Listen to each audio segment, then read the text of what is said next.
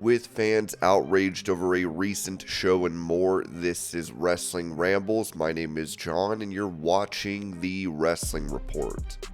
Before we get into the rest of the video, don't forget to press that like button and make sure you subscribe to Wrestling Rambles with notifications on.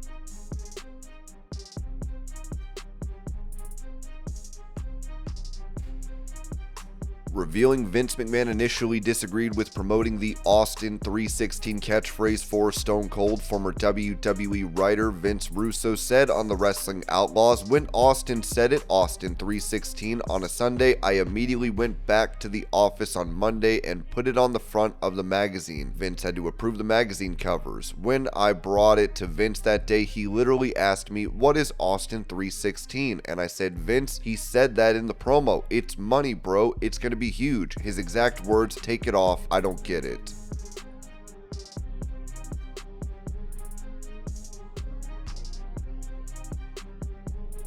As Daniel Garcia has been a topic of discussion due to him not re-signing with AEW as of yet and his contract nearing expiration, Ringside News noted that Daniel Garcia has been stirring up the wrestling scene ever since his return to AEW at All In, igniting fan excitement and fierce debates. With his heated rivalry against MJF in a standout match at All Out, Garcia remains in the spotlight. However, the biggest headline is unfolding backstage. Garcia's AEW contract is set to expire in October, leaving fans and industry insiders wondering about his next move. While no official word has come out, it's believed that AEW is confident the star will re-sign, with creative plans already lined up if he stays. Garcia's contract status has wrestling fans buzzing with speculation. Despite AEW's optimism, there's still no confirmation of a deal, leaving the door open for other possibilities. Rumors are swirling that WWE could be eyeing the talent, with reports claiming that both Triple H and William Regal are eager to bring Garcia on board. They've even likened his potential to that of wrestling greats like Roderick Strong and Bryan Danielson, fueling rumors that WWE is prepared to go all out in their bid to sign him. Meanwhile, AEW's confidence in Garcia's future with the company seems to be fading, with some reports suggesting they might hold back his TV appearances until a new deal is signed. This development has only heightened the speculation around his next steps. Will he stick with AEW, where Tony Khan has helped build his brand, or will he make the leap to WWE, where the promise of superstardom awaits? As fans await the final word, one thing is certain: Daniel Garcia's decision will send shockwaves through the wrestling industry. According to Ibu of Wrestle Purist, AEW remains hopeful that Garcia will stay, saying AEW is still confident Daniel Garcia will re-sign and have put together creative for him in the event that he does.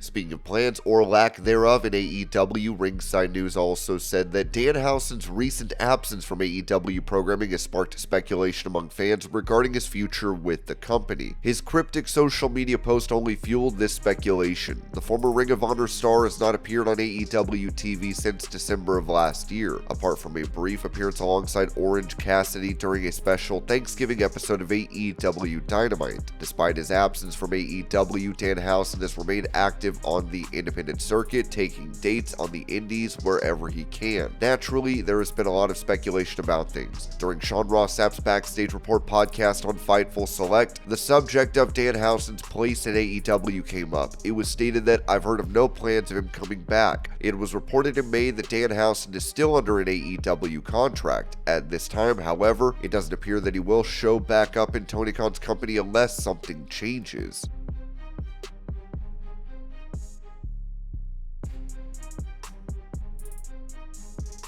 Giving those backstage in WWE's take on the ring collapsing during Raw Wrestle Vote said this during a Q&A. They didn't like the way it came off. They loved the performance of both those guys. The match itself was well praised. I mean, the crowd was electric. I just think the actual spot of the ring breaking didn't have the impact that it has had in the past. A lot of people expected it. So I did have a source who was there last night. The internal reaction instantly was oof.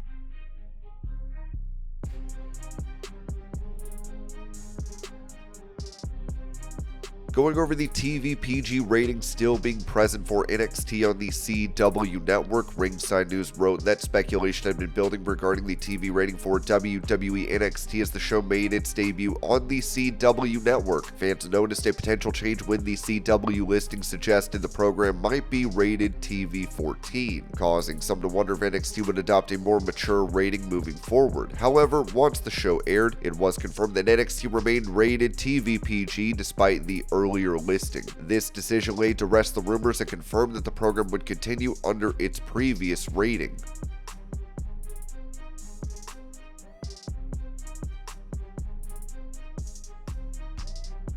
As WWE's Bad Blood event approaches, BetOnline has released the odds for the outcomes of these matches on the card, with it said that for the Hell in a Cell match between CM Punk and Drew McIntyre, Punk is the favorite at -1,000 and McIntyre is the underdog at +550. For the tag team match between Roman Reigns and undisputed WWE champion Cody Rhodes taking on the Bloodline Solo Sikoa and Jacob Fatu, Reigns and Rhodes are the favorites at -500, while Solo and Jacob are the underdogs at +300. For the Women's World Championship, Liv Morgan will defend her title against Rhea Ripley, as Dominic Mysterio will be locked in a shark cage during the match. Liv Morgan is the favorite at -700, and Rhea Ripley is the underdog at +400. For the match between Damian Priest and Finn Balor, Priest is the favorite at -500, while Balor is the underdog at +300. And for the Women's Championship, Nia Jax will be defending against Bayley. Jax is the favorite at -400, as Bayley is the underdog at +250.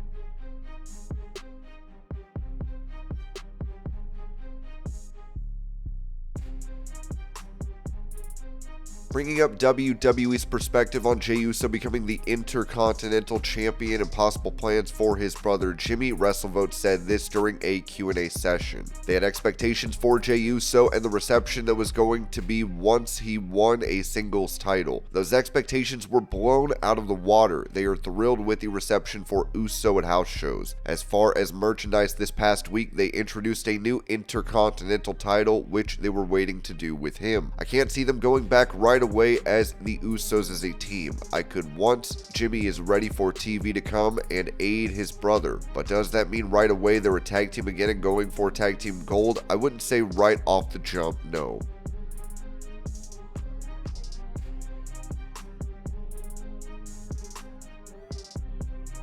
During that same Q&A session, WrestleVotes mentioned this regarding plans for Roman Reigns at the Royal Rumble. From just the short questions that I asked that I got back, he's probably more likely to be in the Rumble for the first time in a while, as opposed to a singles standalone match. Roman's on the Rumble poster, likely to be in the Rumble match.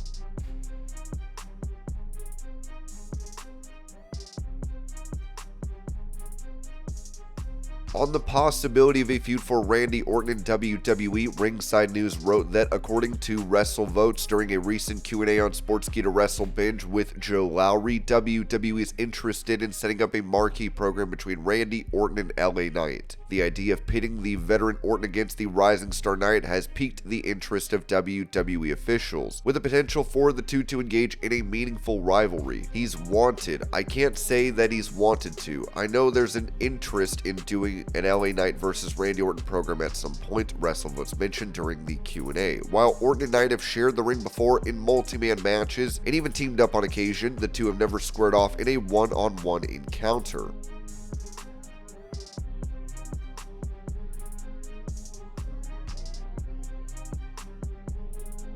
Asked about her possible role in Cobra Kai Season 6, AEW's Britt Baker told TV Insider, "I will say I cannot confirm or deny, but if I were in Cobra Kai, that would be really cool because it's one of my favorite shows. I'm also a massive Karate Kid fan. That would be really cool. I'll leave it at that." Of course, back in August, Ringside News wrote that, according to Mike Johnson of PW Insider, Britt Baker will appear in Season 6 of Cobra Kai, which premieres on Netflix on November 15th. Baker will be part of the team competing in the Sekai Takai International Karate Tournament in the show.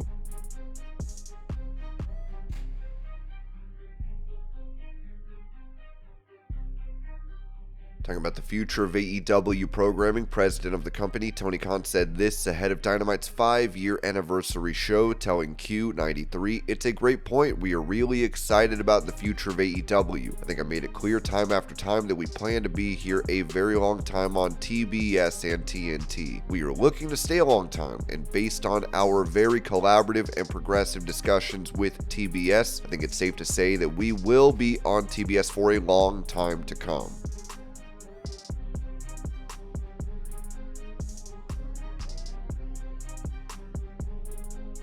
Talking about a pitch made to The Miz to bring him into TNA Wrestling before his WWE signing, Jeff Jarrett noted on his My World podcast, "There's a report out there in the Torch that Mike The Miz, whom WWE had just reached out to, was apparently one of the names suggested by Johnny Fairplay as an opponent for what Johnny was doing on TNA called the Reality Television Challenge. Now, it never came to fruition, but this is a really interesting what if. I mean, we know that The Miz is going to become a Hall of Fame name with WWE. He's going to beat John Cena in the main event at WrestleMania, for goodness sake. But nobody would have predicted that 20 years ago. Do you remember this conversation about Johnny Fairplay making this suggestion? That's a great what if. So Johnny will probably tell you to this day that he used to rib me about it. Don't you remember me pitching you Miz in the hotel room in Los Angeles? And I'm thinking, Johnny, I probably had a couple of adult beverages by that point, but yes, he did pitch it, I think a few times to his credit. Wow. But you know, as you said, we were dealing with so many unknowns. At this time, we were shooting TV in Nashville on a super limited budget. I'm not saying that The Miz would have cost a lot, but I think if I remember correctly, The Miz was based in LA and didn't have all of his Hall of Fame career at that point. I love the old Miz, man, but nobody knew the direction it was going. I tipped my hat to old Fairplay. He was like, yeah, he'll fit perfectly for this reality show deal. But the reality of the reality show deal is that it never really got off the ground. Come on, Johnny. It was never box office for us.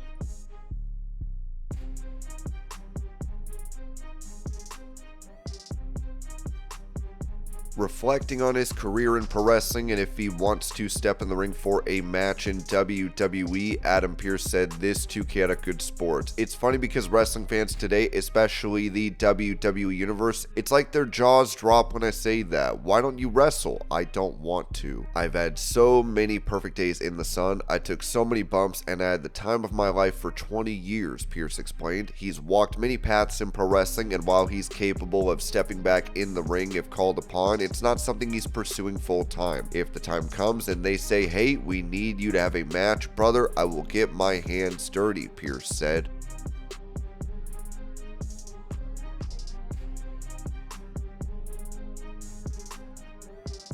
Revealing that juicy Finau had led fans to believe that Journey Fatu, Jacob Fatu's brother, was actually missing. AEW's Chris Hero wrote this on social media. "Hey everyone, this is a work, an incredibly ignorant work. To anyone involved with this, you should be ashamed of yourselves. Delete it, apologize, and never do any dumb like this again. I don't care what the QR code leads to. Take a look through the comments and quotes, and sadly you'll see people who have been misled. I'm so embarrassed to see this, especially when loved ones across the country are actually missing from a very real tragedy. Shame on anyone sharing this in an effort to push a dumbass storyline." Finau then said, "First and foremost, I want to apologize for any emotional damage and distress I have caused with the Falling Journey angle. We've been working on the story since early August for our home promotion. Unfortunately, I wasn't aware of the situation that is currently happening in the real world. I want to apologize for my ignorance to current world events. I am sorry. To those I have offended with this, I apologize sincerely. This was only meant to be a story and it blew up. I am sorry."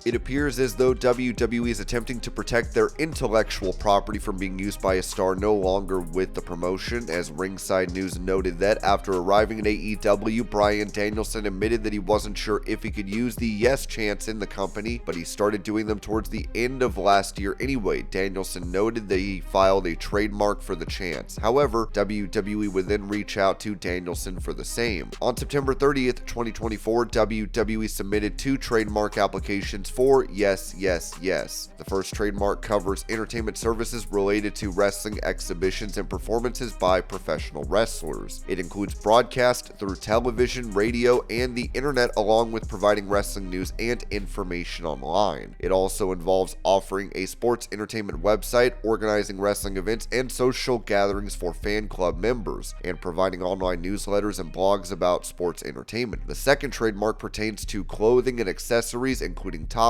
shirts, jackets, sweatshirts, hoodies, coats, pants, shorts, underwear, dresses, pajamas, lingerie, ties, scarves, gloves, swimwear, footwear such as shoes and boots, headwear like hats and caps, wristbands, bandanas, and championship trophy belts. It's worth noting that a trademark filing by Danhausen was marked as abandoned on September 20th, meaning that the application is no longer active. In contrast, WWE's filings are still active and are currently awaiting examination, so we'll have to wait and see if Danhausen will respond to WWE's actions.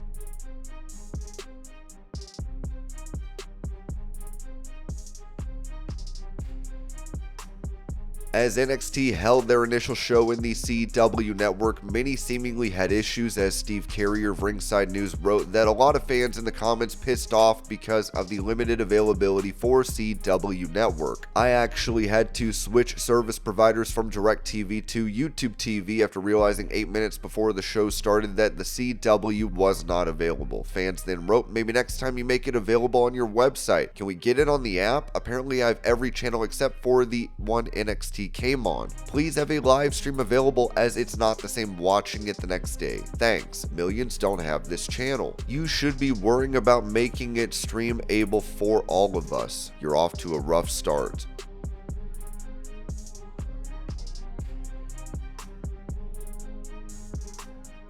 When it comes to the wealth of Vince McMahon, Ringside News wrote that the allegations made by Janelle Grant against Vince McMahon have seriously hurt his reputation as a business leader. Claims of sex trafficking and sexual abuse have overshadowed his legacy as a prominent figure in the entertainment industry. In fact, it seems that he has also been removed from Forbes' top 400 wealthiest list. Janelle Grant accused Vince McMahon, WWE, and John Laurinaitis of serious misconduct, including sexual assault, emotional abuse, and sex trafficking, with allegations dating back to March of 2019, and a lot of things have come to light after the lawsuit was made in January this year. Afterwards, the Mr. McMahon documentary released last month and put him back in discussions again. Vince McMahon is a major figure in the business world, having owned WWE since the 1980s under Titan Sports. However, that's all in the past now, as he has nothing to do with WWE anymore. Forbes has released its list of the top 400 wealthiest Americans for 2024, with Elon Musk at the top, worth $244 billion. He is followed by Jeff Bezos and Mark Zuckerberg, each valued at $197 billion. However, Vince McMahon is not on this year's list. He was ranked number 366 last year with a net worth of $2.7 billion, but he has dropped off the list in 2024, now valued at $2.5 billion. It is to be noted that McMahon is currently ranked 1,286 worldwide. The lawsuit is currently on hold pending federal investigation. And this was your pro wrestling news update. I hope you're all having a great day. Thank you so much for watching, and I will see y'all later.